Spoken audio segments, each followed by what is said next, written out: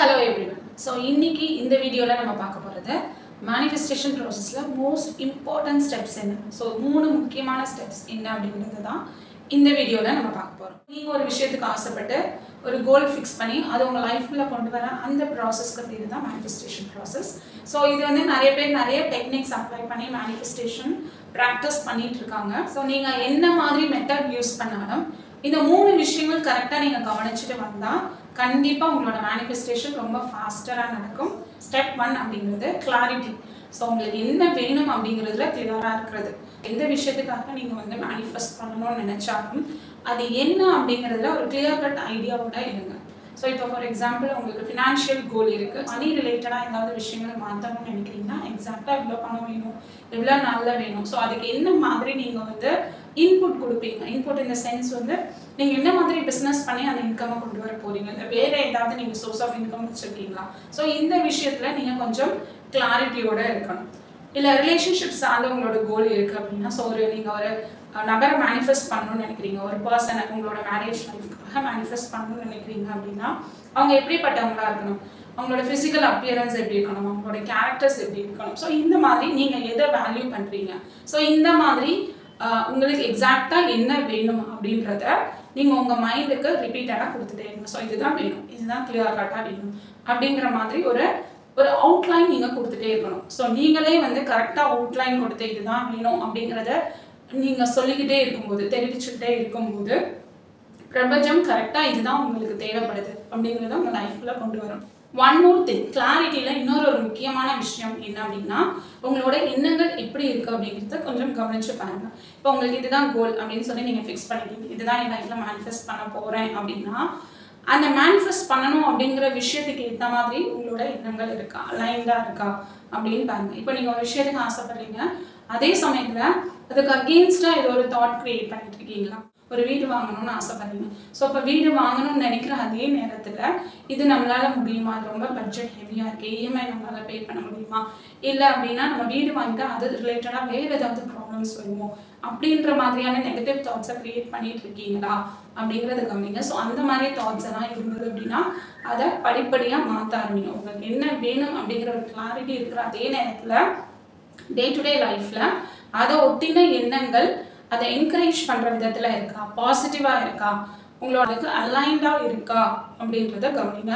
அப்படி இல்லைன்னா படிப்படியாக அஃபர்மேஷன்ஸ் அல்லது ஸ்கிரிப்டிங் டெக்னிக் மூலமாக உங்களோட தாட் பேட்டர்ன்ஸை படிப்படியாக மாற்ற ஆரம்பிங்க. ஸோ இதுதான் ஸ்டெப் 1.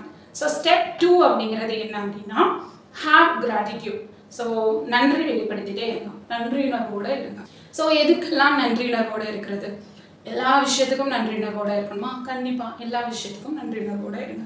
ஸோ சின்ன விஷயத்துக்கும் நன்றி வெளிப்படுத்தலாம், பெரிய விஷயத்துக்கும் நன்றி வெளிப்படுத்தலாம். இல்லை நீங்கள் மேனிஃபெஸ்ட் பண்ணணும்னு நினைக்கிற அந்த பர்டிகுலர் விஷயத்துக்கு, இப்போ பணத்துக்காக மேனிஃபெஸ்ட் பண்ணுறீங்க அல்லது ரிலேஷன்ஷிப்காக மேனிஃபெஸ்ட் பண்ணுறீங்க அப்படின்னா அதை சார்ந்த விஷயங்கள் எல்லாத்துக்குமே நன்றி வெளிப்படுத்தலாம். ஒவ்வொரு தடவையும் நீங்கள் பணத்தை கையில் வாங்கும்போது, கொடுக்கும்போது, ஒரு செலவு பண்ணும்போது, நீங்கள் ஏதோ ஒரு விதத்தில் பணத்தை ரிசீவ் பண்ணும்போது நன்றியுணர்வோடு இருக்கலாம். அண்ட் லைஃப்பில் அதுக்கு மட்டும் இல்லை, நீங்கள் மார்னிங் எழுந்ததுலேருந்து நைட் தூங்குற வரைக்கும் மேக்ஸிமம் டைம் உங்களால் எப்பெல்லாம் கிராட்டிடியூட் தெரிவிக்க முடியுமோ, எந்தெந்த விஷயத்துக்கெல்லாம் தெரிவிக்க முடியுமோ ஆழமாக டீப்பாக நன்றியுணர்வோடு இருங்க. எதுக்காக இந்த கிராட்டிடியூட் ப்ராக்டிஸ் பண்ணுறோம் அப்படின்னா நம்ம மேனிஃபெஸ்ட் பண்ணணும் அப்படின்னு நினைக்கும் போது நம்மளோட எமோஷன்ஸ் ரொம்ப பாசிட்டிவாக இருந்தது அப்படின்னா நம்மளை சுற்றி இருக்கிற வைப்ரேஷன் வந்து ரொம்ப ஹை லெவலில் இருக்கும். ஸோ நம்மளோட பாசிட்டிவ் எமோஷன்லேயே இருக்கிறதுலேயே high frequency, high vibrational emotion எது அப்படின்னு கேட்டிங்க அப்படின்னா கிராட்டிடியூட் தான். ஸோ நன்றி நீங்கள் வெளிப்படுத்தும் போது உங்களே அறியாமல் உங்களை சுற்றி இருக்கிற எனர்ஜி லெவல் வந்து எக்ஸ்பேண்ட் ஆக ஆரம்பிக்குது. ஸோ நீங்கள் ஒரு விஷயத்துக்காக நன்றியுணர்வோடு இருக்கிற அதே நேரத்தில் நீங்கள் அந்த விஷயத்தை பற்றி நெகட்டிவாக யோசிக்கவே முடியாது. ஸோ அதனால தான் கிராட்டிடியூட் அப்படிங்கிறத உங்களோட ஹேபிட்டாக ஃபார்ம் பண்ண ஆரம்பிங்க, உங்களோட செகண்ட் நேச்சராக ஃபார்ம் பண்ண ஆரம்பிங்க. ஸோ எல்லா விஷயத்துக்கும் நன்றி வெளிப்படுத்துங்க. ஆட்டோமேட்டிக்காக உங்களோட மைண்ட் செட்டே படிப்படியாக மாற ஆரம்பிக்கும், நீங்கள் யோசிக்கிற விதம் மாற ஆரம்பிக்கும், உங்களை சுற்றி இருக்கிற எனர்ஜி எக்ஸ்பேண்ட் ஆக ஆரம்பிக்கும். ஸோ அந்த வைப்ரேஷன் அதிகமாக நீங்கள் உங்கள் லைஃப்குள்ளே கொண்டு வரணும், மேனிஃபெஸ்ட் பண்ணணும் அப்படிங்கிற அந்த விஷயம் சீக்கிரமே உங்கள் லைஃப்குள்ளே நீங்கள் அட்ராக்ட் பண்ண முடியும். ஸோ கண்டிப்பாக நன்றியுணர்வோடு இருங்க. அந்த தேர்ட் திங் என்ன அப்படின்னா taking actions. So taking actions அப்படிங்கிறது மோஸ்ட் இம்பார்ட்டன்ட் ஒன். ஸோ நம்ம என்ன விஷயம் மேனிஃபெஸ்ட் பண்ணணும்னாலும் அது எப்படி வேணாலும் நம்ம லைஃப்பில் வரலாம், மேஜிக்கலாக வரலாம். யாராவது நமக்கு ஒரு சர்ப்ரைஸாக ஒரு gift மாதிரி கொடுக்கலாம். அது எப்படி இருந்தாலும் அதுக்கு ரிலேட்டடாக ஏதோ ஒரு ஆக்ஷன் நீங்கள் டே டு டே லைஃப்பில் எடுத்துகிட்டே இருங்க. இப்போ நீங்கள் ஃபார் எக்ஸாம்பிள் ஒரு சில விஷயங்களுக்கு நம்ம இப்போதைக்கு ஆக்ஷன் எடுக்கிற மாதிரியே இருக்காது. மேபி வந்து இப்போ உங்களுக்கு ஒரு ட்ரீம் ஹோம் வாங்கணும், ஒரு 3 to 5 இயர்ஸ்க்கு அப்புறம் நீங்கள் ஒரு வீடு வாங்கணும்னு ஆசைப்படுறீங்க அப்படின்னா அதுக்கு நான் இப்போ என்ன ஆக்ஷன் எடுக்க முடியும் அப்படின்ற ஒரு கேள்வி இருக்கலாம். ஸோ இந்த மாதிரி நிறைய இருக்கலாம். ஸோ அப்படி இருந்தது அப்படின்னா கண்டிப்பாக ஒரு விஷுவலைசேஷன் டெக்னிக்கை உங்களோட டெய்லி ரொட்டீனுக்குள்ளே இன்க்ளூட் பண்ணுங்கள். அதை ஒரு ஆக்ஷனாக எடுத்துக்கோங்க. ஸோ இல்லை அப்படின்னா நீங்கள் ஒரு பிஸ்னஸ் பண்ணணும்னு நினைக்கிறீங்க, ஒரு 2 இயர்ஸ் கழிச்சு பண்ணணும்னு நினைக்கிறீங்கன்னா அதுக்கு என்னென்ன ஸ்கில் தேவைப்படுது இதெல்லாம் நீங்கள் தெரிஞ்சுக்கலாம், ரீட் பண்ணலாம்.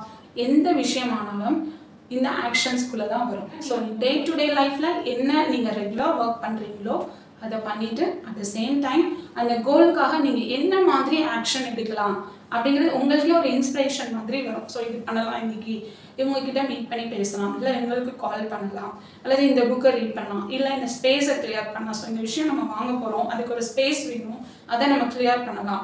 ஸோ இந்த மாதிரி நீங்கள் அதுக்கு ரிலேட்டடாக நீங்கள் ரெகுலராக அந்த கோலை நினச்சி நீங்கள் உங்கள் மைண்ட்குள்ளே திரும்ப இம்ப்ரெஸ் பண்ணும்போது, மேனிஃபெஸ்ட் பண்ணணும்னு நினைக்கிற விஷயத்த நீங்கள் மைண்ட்குள்ளே திரும்ப இம்ப்ரெஸ் பண்ணும்போது ஆட்டோமேட்டிக்காக என்ன ஆக்ஷன்ஸ் எடுக்கலாம் அப்படிங்கிறத உங்களோட சப்கான்ஷியஸ் மைண்ட் உங்களுக்கு தெரிவிச்சுக்கிட்டே இருக்கும்.